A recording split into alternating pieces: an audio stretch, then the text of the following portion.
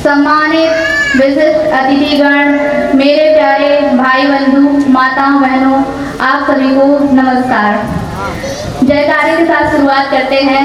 सभी लोग जोश के साथ नारा लगाइएगा, भारत माता की, भारत माता की, वीरांगना रानी अवंतीबाई, वीरांगना रानी अवंतीबाई।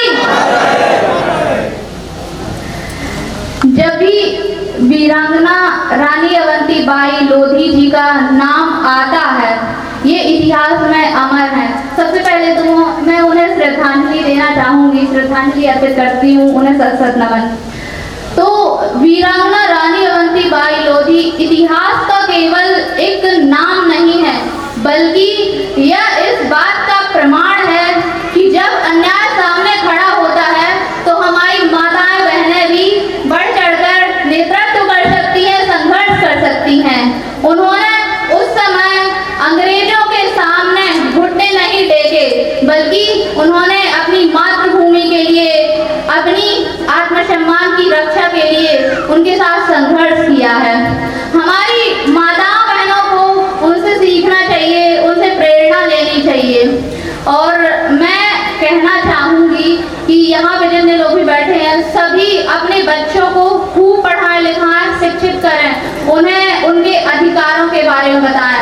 आजकल मैंने देखा है कि हर गांव में कोई ना कोई समस्या होती है, लेकिन लोग उस समस्या को उजागर नहीं करना चाहते। आजकल हम सभी के हाथ में मोबाइल फोन है, इंटरनेट है, उसका सदुपयोग करें। ये नहीं कि आप उससे सिर्फ मनोरंजन कर रहे हैं, बल्कि आपके क्षेत्र में जो भी समस्याएं हैं उन्हें उजागर करें। स्कूल में शिक्षक नहीं है तो उसके लिए सवाल करें। अस्पताल में डॉक्टर नहीं है, उसके लिए सवाल करें। आपके क्षेत्र में किसी पात्र व्यक्ति को सरकारी योजनाओं का लाभ नहीं मिल पा रहा है, उसके लिए आवाज उठाएं, क्योंकि यही लोकतंत्र है। लोकतंत्र में आवाज उठाना, सवाल पूछना विरोध नहीं होता है, बल्कि यह एक जागरूक नागरिक की जिम्मेदारी होती है। इसीलिए सवाल पूछिए। और सवाल पूछते समय हमें ये ध्यान नहीं रखना है कि गलत हमारी पसंदीदा पार्टी कर रही है या फिर विरोधी पार्टी कर रही है, क्योंकि गलत गलत होता है और गलत के खिलाफ हमें आवाज उठानी है।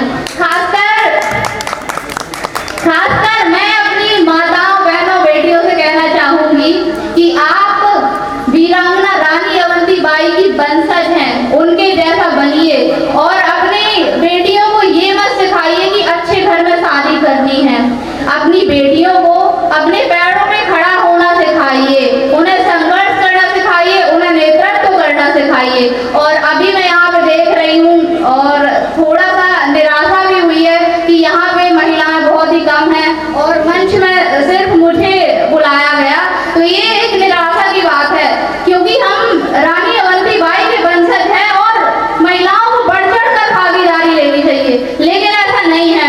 और शिक्षित होइए। और मैंने एक चीज और देखी है कि यहाँ पे लोग शिक्षा का मतलब समझ लेते हैं कि डिग्री लेना। शिक्षा का अर्थ सिर्फ डिग्री